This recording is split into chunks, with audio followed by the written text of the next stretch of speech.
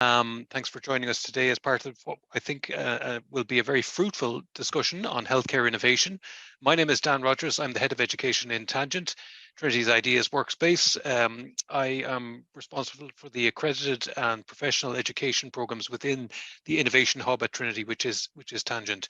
The purpose of the discussion today, we're going to explore the fascinating world of healthcare innovation with specific reference to disruption and bottom-up disruption specifically. So we're going to talk about that from a number of angles.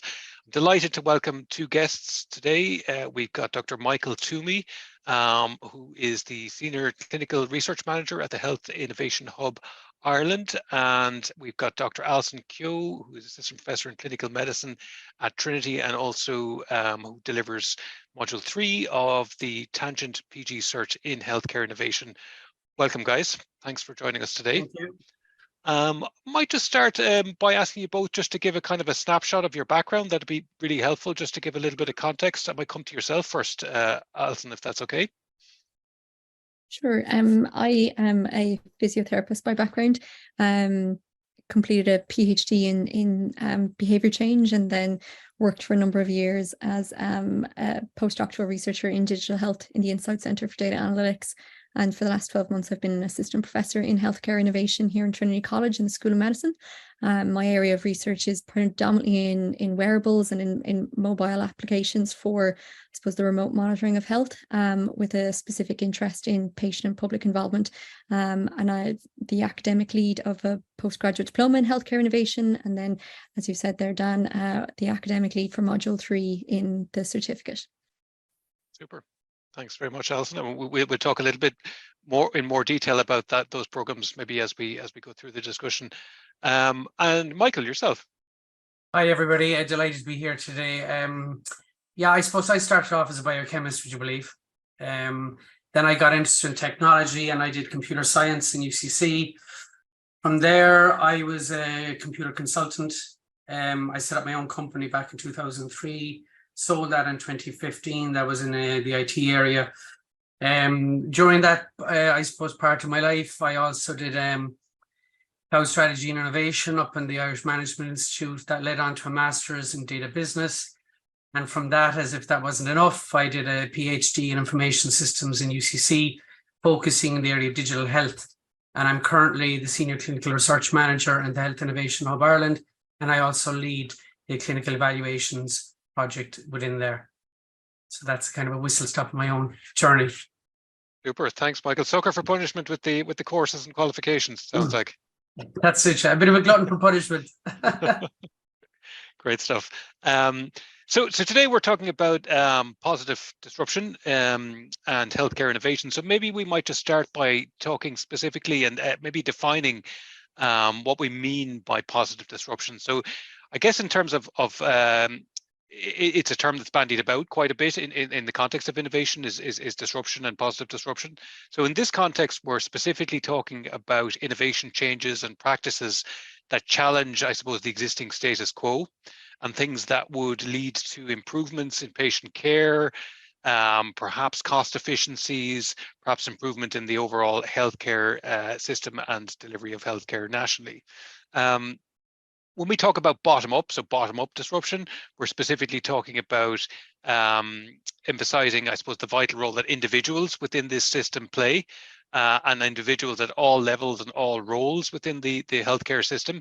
So this can include things like grassroots initiatives, various sort of players from those that are directly involved in healthcare delivery from a medical perspective, but also the administrative staff have just as much of a role in sort of reshaping the kinds of innovations that can happen within healthcare. So as a sector, it faces multiple challenges. And I think innovation is really key, I suppose, to addressing many of them. And it's on that basis, like I think that we might see to approach this discussion. So maybe to talk in the first instance about some examples of bottom-up innovations in healthcare that have had a significant impact on improving patient outcomes. I might come to you on this, Michael. Could you maybe talk about, from your own experience or examples that you're aware of, any specific innovations that you've come across that you think have led to improved patient outcomes, or have made significant improvements within the healthcare system more broadly? Yeah, I'm seeing this more and more in a number of different areas. I suppose you have those that are on the fringes that are, shall we say, within the swamp, those that are facing the challenges every day. And I'm seeing a lot of this activity with the likes of speech and language therapists, with physios. One of the projects that comes to mind that I'm working currently is with a company called Teletherapy. And what they've done, they've developed a digital therapeutic to aid those aphasic patients, you know, in terms of recovery or indeed maintaining their voices. Very, very smart little device. It's basically an app, but it gets them to train their voices, you know, keeping that muscle memory going, etc. And I suppose trying to address the difficulty that these patients have on a daily basis. But what we're seeing is very impactful in terms of the patients not having to actually go physically into the hospital as much. They can do a lot of the exercises at home, but equally the speech and language therapist can assess the patient in real time, can go in and get that kind of data-driven insight to, I suppose, do precision type therapy with the patient. And that's just one area that I'm working on at the moment that's fascinating.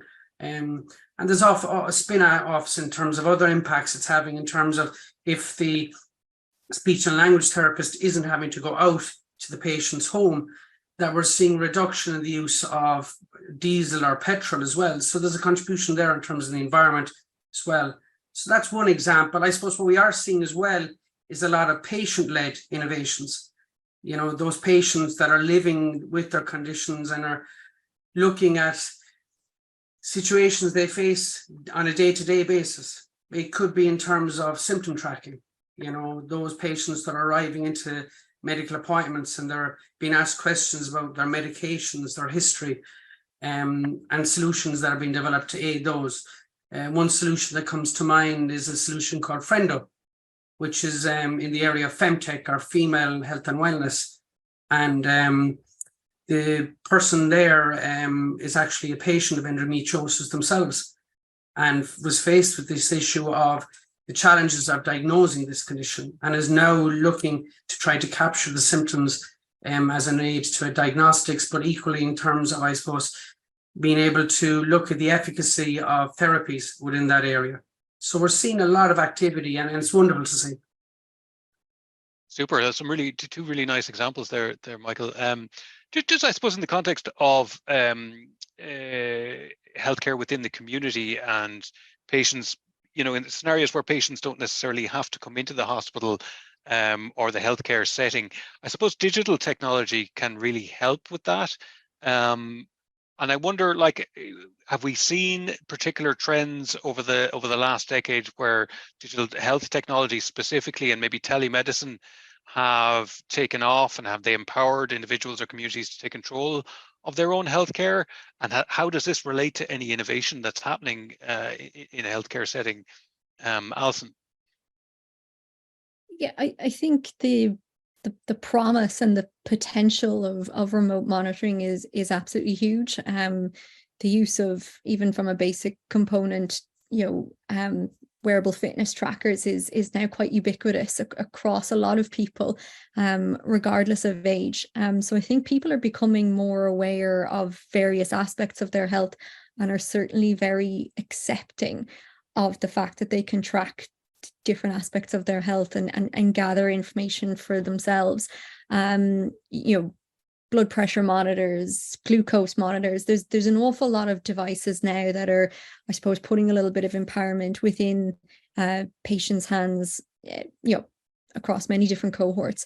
I think the continued issue and where we probably need further innovation is understanding how to, I suppose, operationalize them and get all these different devices and softwares speaking to each other, and not only speaking to each other, but speaking to, you know, the patient's overall record. I suppose one of the things that we don't want is someone having to come in with multiple different devices to their clinic to show a clinician how they've been getting on. The ideal is that we will reach a point in time where you might get triggered to have a call from your healthcare professional, or that you know yourself when you do need to have an appointment based on your data. There are certain companies that are starting to do that. At the moment, they're primarily based within the US, and I think that's probably due to the healthcare model there. But you can see that they're starting to use data to, like that, call someone and say, how are you feeling? We've seen some very good research in the area of heart failure, in chronic obstructive pulmonary disorder, where you're potentially preventing people from needing to come into the clinic, from being able to look at their data and say, oh, actually, no, you're okay. Let me know if something gets worse or whatever. So the potential is huge. I think we're at this cusp now where we need to figure out how to implement them effectively across various different health services. That's really interesting.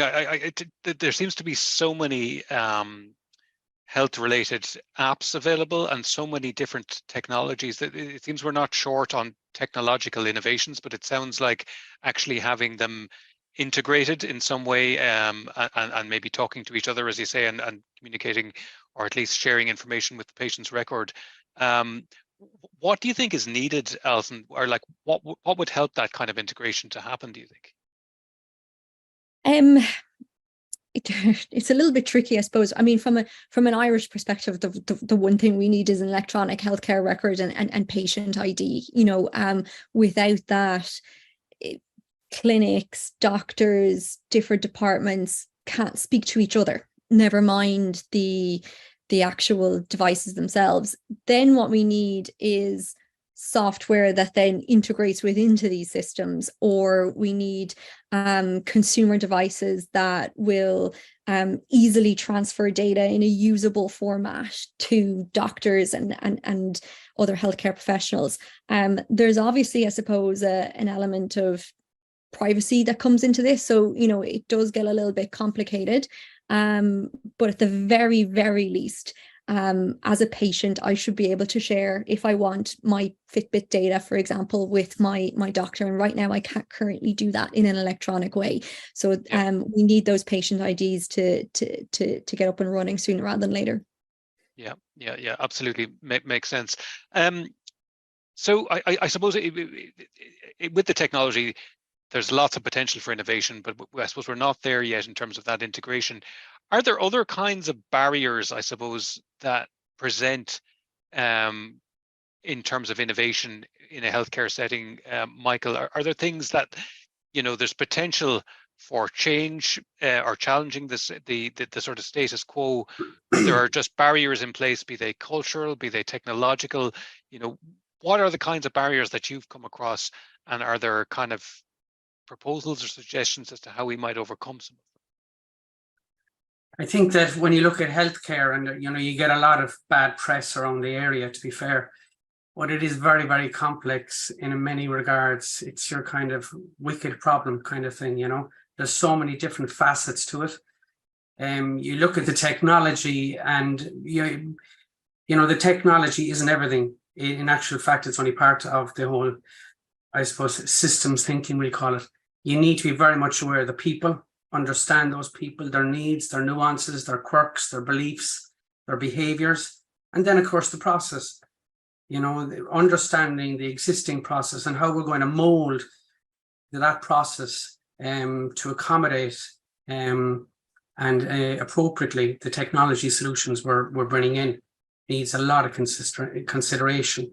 And therefore, at the center of it becomes communication, effective communication, collaboration, and going out there, which a lot of people, talk about, but they don't do. And I see this in companies outside of healthcare, going out there, getting your boots dirty and interacting with those that have the need, understanding that with any problem, it's multifaceted in terms of the stakeholders involved. Who are they? How do they experience the problem? Okay.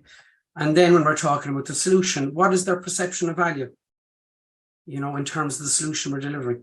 So it's a journey. It's not easy, but I suppose if it was, we'd all be unicorns. you know, but that is not the reality. The reality is it's tough. It takes a lot of grit and determination and a real sense of looking at things through different lenses. Great. I suppose what I'm hearing is you're talking a bit about a human-centered innovation there. It's great to hear you talk about, I suppose, understanding people's needs, pains, gains, behaviors, attitudes, motivations. I suppose, how can we expect to innovate on a problem unless we're trying to put ourselves in the shoes of those experiencing it? And it is, I guess, a key focus of the course in healthcare innovation that we deliver in Trinity and Tangent, is that sort of understanding of innovation as a human-centered process, so that, you know, just as you said, tech isn't everything. In fact, tech is probably a sort of tool, if anything, to enable some of the solutions, but it's not the solution in and of itself. So we mentioned patient-led innovation earlier. I thought that was really interesting, and maybe as a follow-on to that, I suppose patient advocacy and engagement, they're critical components of this kind of positive disruption that we're talking about. How can healthcare providers and policymakers maybe better involve the patients and their voices in shaping some of the healthcare innovations of the future, Alison? I think traditionally we've relied on, if anything, asking for patients' opinions in a quite a participatory level, like surveys, interviews, that kind of thing. And while they absolutely have a place, they're only one part of the puzzle. If we're going to involve people, we need to involve them. They need to have a seat right alongside researchers, right alongside developers, directing where the research is going. So what is the question that's important to them? What is the main aspect of their healthcare problem that impacts their day-to-day lives? Just because we can measure something doesn't mean that we should. And it's only really by speaking to them and having them on your team as equal partners that we can actually start to direct this. And we have a really wonderful opportunity at the moment, because we have a paradigm shift effectively in how healthcare is going to be delivered in the future. And up until now, healthcare has been quite paternalistic, whereas right now we have the option of saying, what is it that you want? We probably have the technology somewhere that we can develop for this, but how does it need to work? How does it need to fit into your daily lives? How do you need that information spread back to you? How do you need it to be shared? What are you willing to share? All these big questions we can't assume.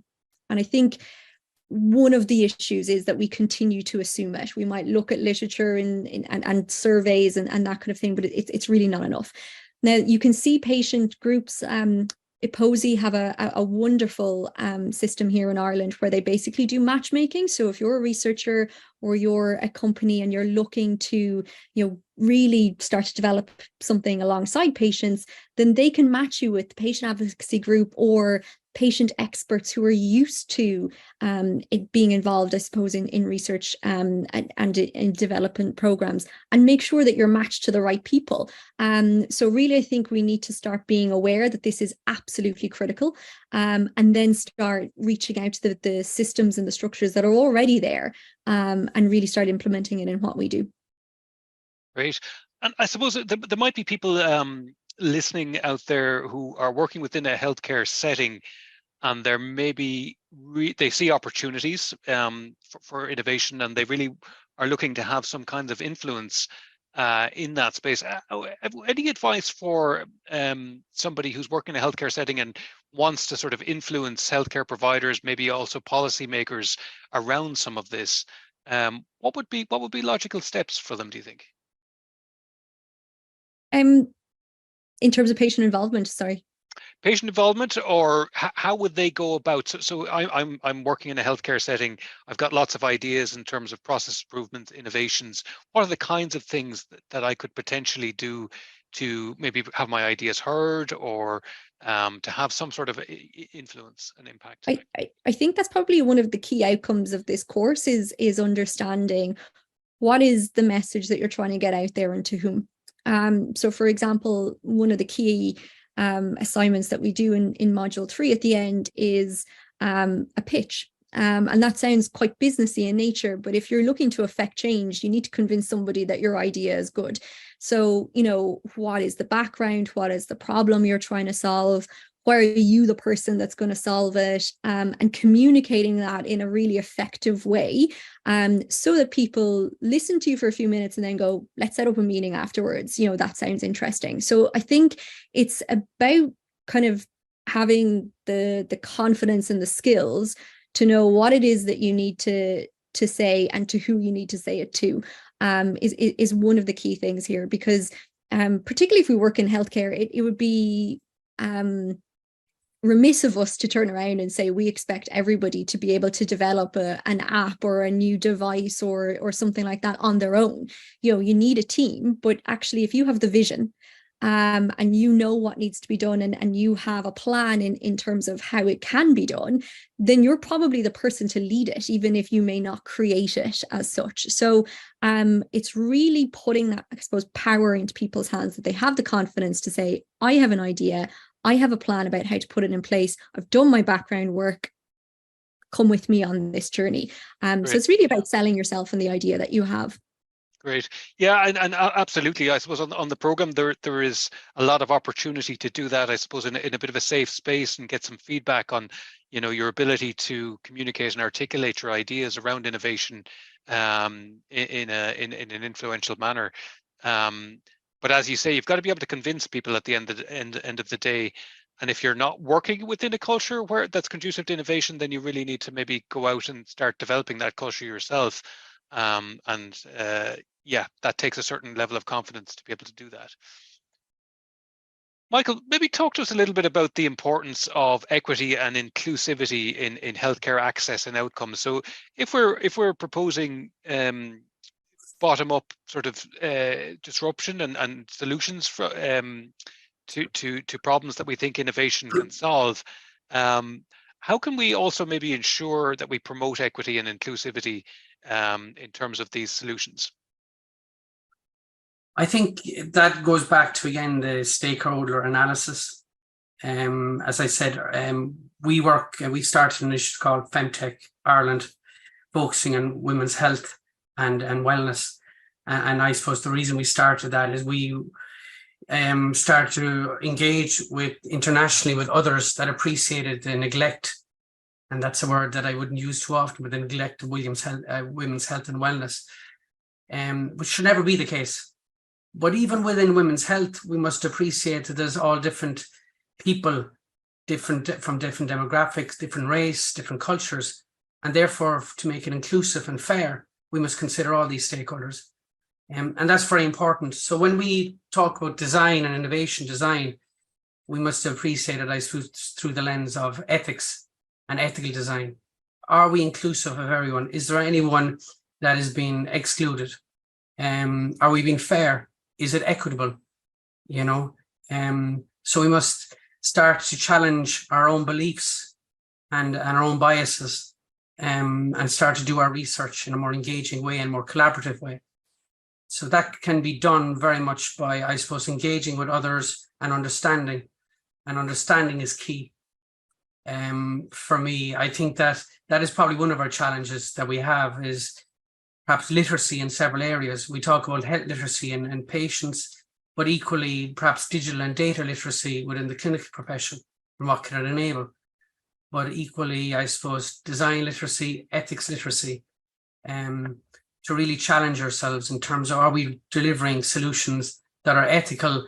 And indeed, and this is something that really, I suppose, is a bugbear I have, we have a lot of technologies that have been released into society that are now ubiquitous, and we're looking to put Pandora back in the box, the unintended consequences. So when we look at design of solutions and we're thinking about the intended ones, are we thinking about the unintended consequences? We see this in, for instance, drones. They can be used very, very effectively in delivering healthcare to remote communities for surveillance of certain things, which can be very positive. But then negatively, we can see they can be, and you just point to the example, perhaps, of Dublin Airport, where they can be very disruptive in a negative way, but equally could be used to assassinate someone. So I think that when we are designing, when we're innovating, we need to be very much put on our hats that challenge the way we think, challenge our mindsets, and really make sure that our designs are ethical and inclusive and that no one is being excluded. For instance, is something that comes to mind now during COVID, the oximeter that was used pervasively was found to be problematic in the area of usage by women and people of coloured skin. It was designed very much with white male Caucasians. Women have narrower fingers than men, and equally people of coloured skin, it didn't work as effectively as it should. So you have to ask yourself, how did that get through the system in terms of regulation? You know, so I think we need to box a lot more clever in terms of the way we go about our design and the ethics therein. Yeah, fascinating. And I guess having a diverse as possible group within that sort of stakeholder consultation around any new product, service, or innovation is essential to ensure that you're getting that level of equity and inclusivity in terms of the perspectives that feed into to any possible solution. Really interesting the comment about the drone. I mean, in some ways, AI it's similar in the sense that it has just been unleashed. When we think of how the internet came about so gradually in terms of access, as well as speed, as well as it becoming more sophisticated over time, it feels a little bit like AI has just sort of landed on our doorstep, and there's many unintended consequences that we don't yet know of, or as of yet are unaware of. And certainly in an educational context, it's throwing up all kinds of challenges in terms of assessment and evaluating sort of student outcomes. But I imagine we probably have more to see in a healthcare setting and in terms of unintended consequences there as well. Hugely in the area of AI, if we're going to use solutions that are AI driven, perhaps Ashley or Alison was talking about these large data sets we're going to be getting. So the analysis of them through the algorithms, those algorithms have to be tested with the data sets that are representative of the intended users. Otherwise, you could arrive at a situation where a clinician is using some kind of a solution for augmented decision making, and if you're making decisions that could be life or death, you need to make sure that you can trust the algorithm, so trust is at the center of a lot of these solutions we're going to be looking at. You need to believe they work, because if you don't, what happens is suddenly you get a change in behavior in terms of the users who say, I don't trust that, so I'm not going to use it. And that becomes problematic in and of itself. Yeah, and you don't get the adherence. Data, I suppose, plays an enormous role because the security of data, personal data particularly, is essential and hugely important in a healthcare setting. Is this something, I suppose, that hinders innovation, or are there things that we can do to, I suppose, harness data? Does data get in the way of innovation and data protection, or is it something that we just have to harness differently, particularly in the context of patient-driven initiatives or digital health solutions? Would you have any thoughts on that, Alison? I think if you ask patients, a lot of them will be willing to share quite a lot of health data with researchers, with various different healthcare professionals. What they're not willing to do is share their data for advertising. And I think at the moment, if we want to call it a hindrance, the hindrance is potentially this kind of argument, if you want to call it like that, between, we'll say, companies who are trying to develop solutions that and then sell them to people at various different levels. Who owns that data? And then what can be done with that data and to whom?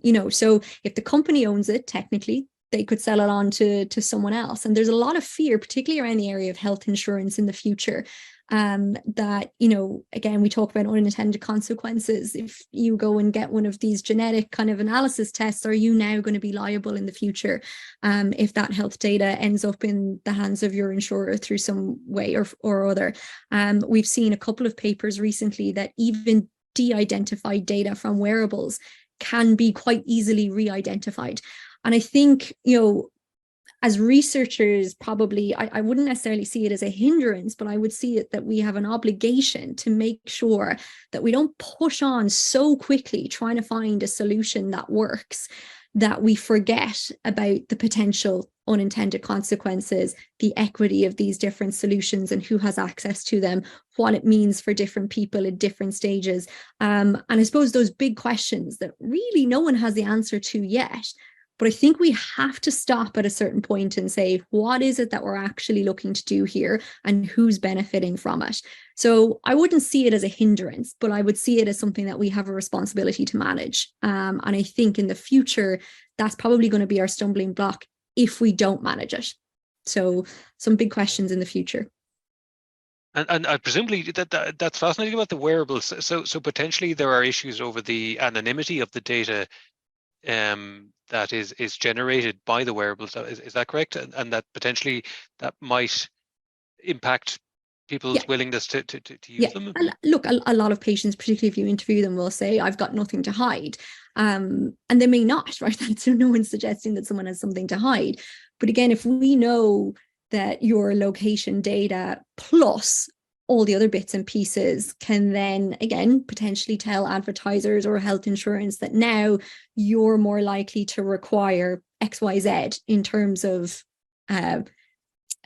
drugs in the future or, other types of things that we haven't yet seen where that leads to, I think is the problem. So right now, people might say, I don't care if you know that I've gone to Tesco at 10 o'clock this morning.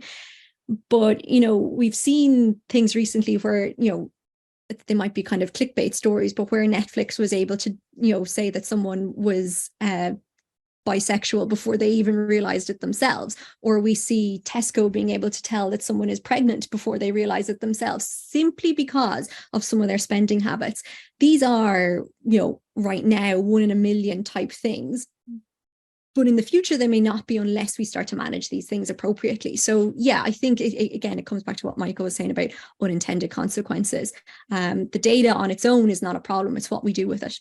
Yeah, absolutely. Absolutely. And it's such a topical area at the moment. Michael, did you want to come in there? Yeah, just in relation to data and data security, I suppose one of the concerns, should your data get out there? So if there is a breach, such as what happened to the HSE there, last year, one of the consequences that we have seen in the States, for instance, is identity theft. So someone impersonates you with various details, insurance details, etc., and they can actually get a medical procedure done using your details. So this kind of identity theft thing is an issue, a real issue, and perhaps a discussion in and of itself. Mm-hmm. Sure. So maybe just moving on then, I wonder, are there any particular subsectors of the healthcare of the healthcare sector where we see more innovations, more bottom-up disruption that are particularly showing promising results? So obviously healthcare is just a very broad sector. Like, are there particular subsectors that are shining examples of where innovation is happening? And are there things that we can learn, from some of this, Michael? Yeah, I mentioned these two areas previously. It's something that I've seen within the Health Innovation Hub, is that some of the, I suppose, initiatives we have, awards, and which would be very much like the Clinical Innovation Awards, which are trying to get people that are within healthcare to become innovators, or what we would sometimes might refer to as entrepreneurs. They're those guys that are innovating on the fringes within an organization, but in this case, within the health system. And I was amazed during my time so far and in the Health Innovation Hub to see that within those kind of initiatives that we run, there seems to be an awful lot of activity within physios and speech and language therapists. When they come across a problem, they're constantly looking to feed it or to fix it. and to overcome the problems that they have. It could be someone with an upper arm, issue, and or someone that has an ability to do something that we might take for granted, for instance, cutting a piece of bread or cutting a pizza. These people just seem to avoid letting things get in their way. They're very patient focused. They can see, we talk about empathy and design thinking. These people seem to me to be very empathetic, but very driven to create change and to disrupt, and they innovate around the fringes. And we see an awful lot of activity with these people, And I suppose the other people, our cohort that I mentioned previously, was the patients themselves, especially in the femtech area. Most of the CEOs of the founders of those companies are patients, that are sick of, I suppose, being shoehorned into solutions that exist, and that have had enough of dealing with the issue they face on a daily basis and want to do something about it.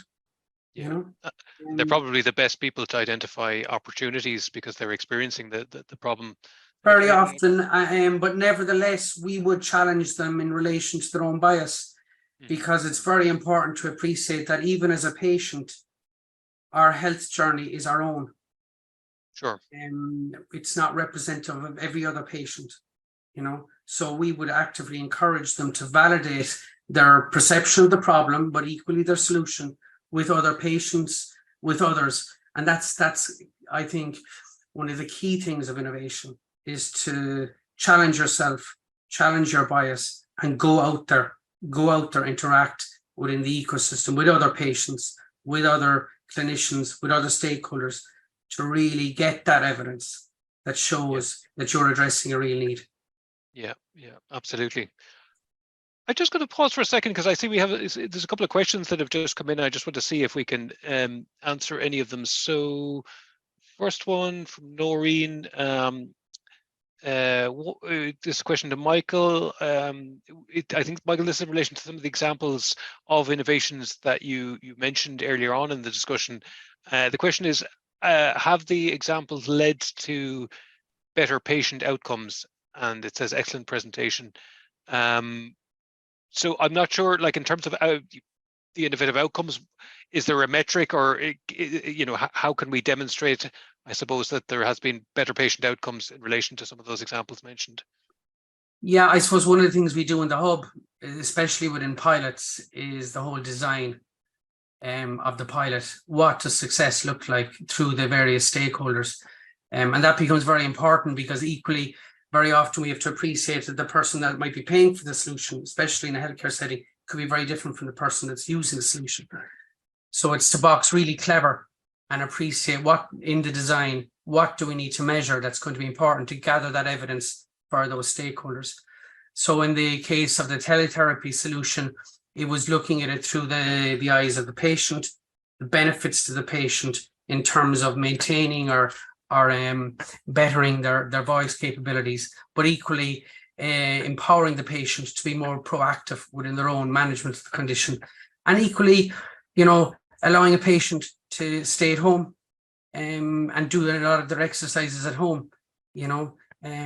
So they might be small things to many people, but they're very impactful for patients. That concept of empowerment and bringing them that on journey, but appreciating that every patient is at a different stage in their care, and I suppose their sense of their ability to manage their condition more. So you have to bring them on that journey as well.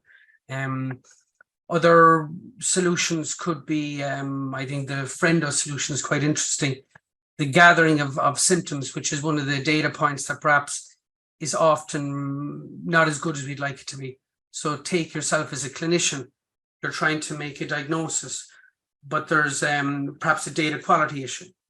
So if we can provide patients with a solution that aids them to capture symptoms in real time, then when they're reporting that within the medical appointment or medical consultation, the data quality is better.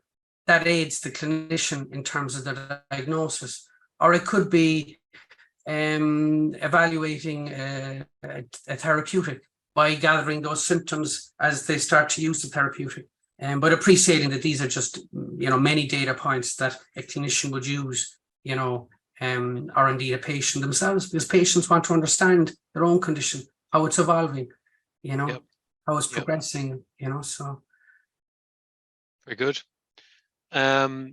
So we've a couple of other questions that are just specifically in relation to the course. So what I might do is just to talk very briefly about the PG cert at this point in the conversation. Question: I'm from Ethiopia, graduate of medicine, currently working in digital health as a medical consultant. I'm interested in taking the course, but the course is only given for those living in Ireland. How can I participate as an international student? So in a nutshell, and I'll talk about the course specifically in a moment, but it is a HEA Springboard Plus funded program. So it is available to those resident in Ireland at the moment. So in order there is some eligibility criteria. However, if you want to participate as a non-Springboard student and you are in a position to attend the course, probably best to get in touch with us directly. So that would be at springboard@tcd.ie would be the email to get in touch, and we'll provide some details in the chat for you to follow up directly with us.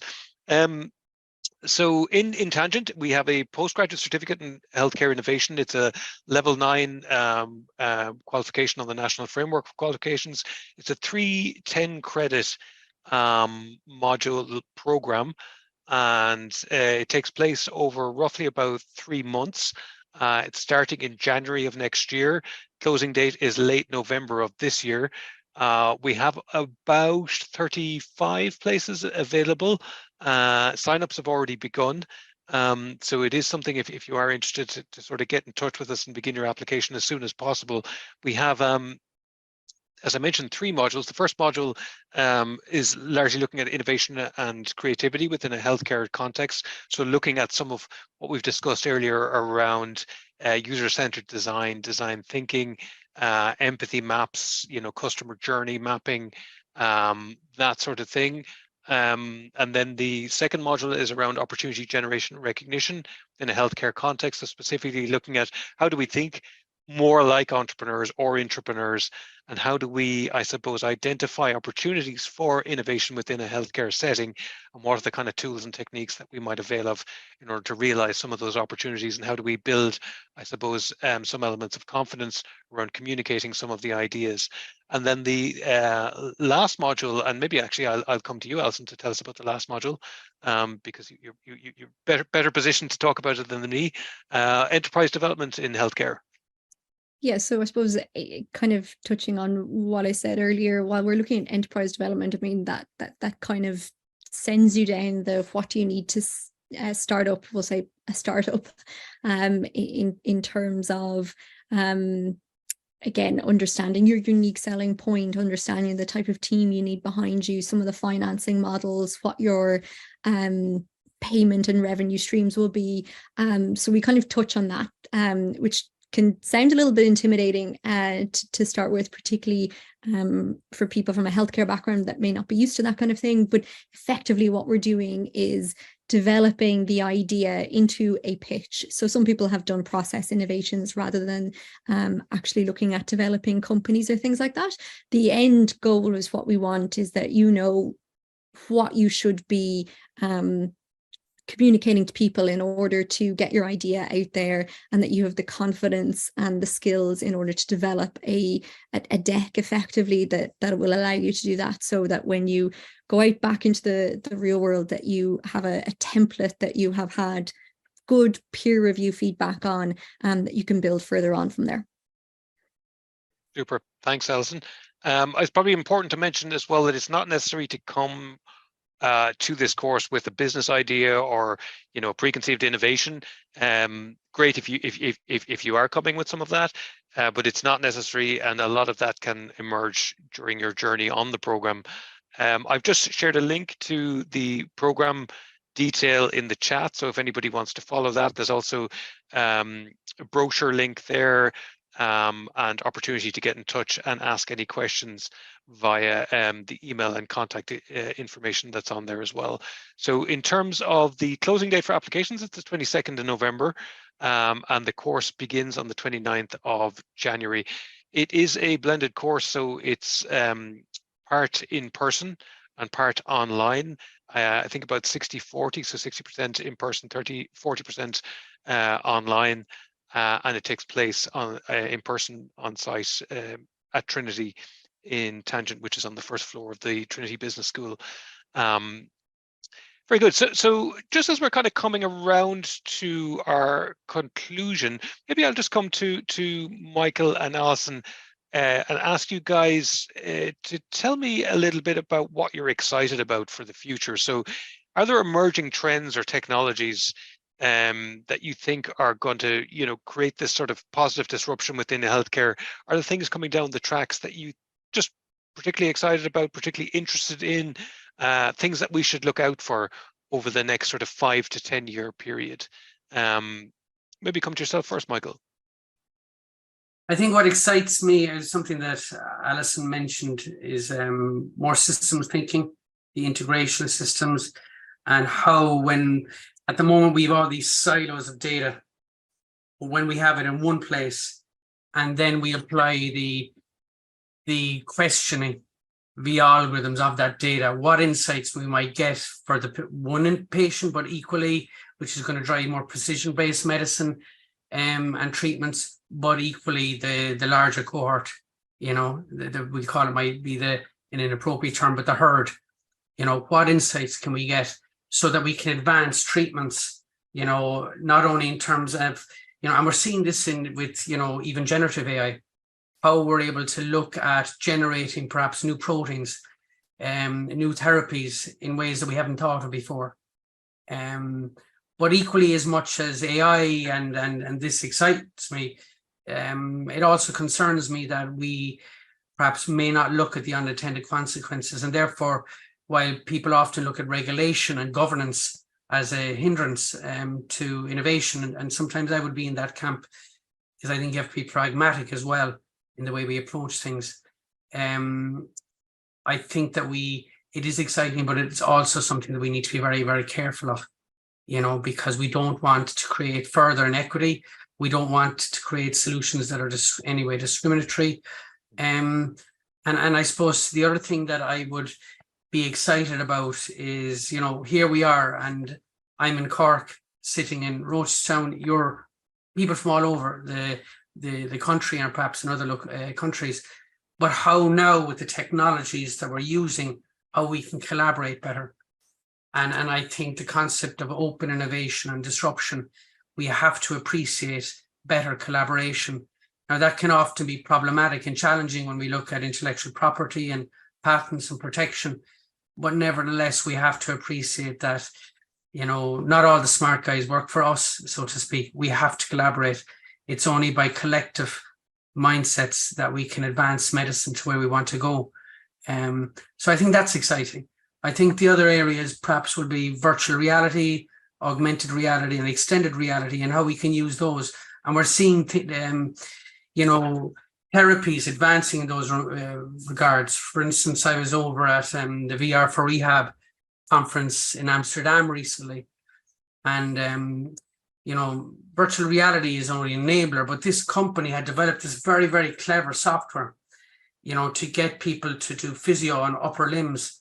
And I have a slight impingement here in this shoulder, and I was doing the exercise and it actually detected that this arm was not as mobile as this one. So it started to automatically give me exercises to get this arm working. So that was the intelligence that was built into this device. Now that's very, very exciting, and I was saying, wow, but I mean, the whole area of quantum computing and how that's going to facilitate, faster analysis of data, so we are in, this new era, but nevertheless, we need to be cautious at the same time.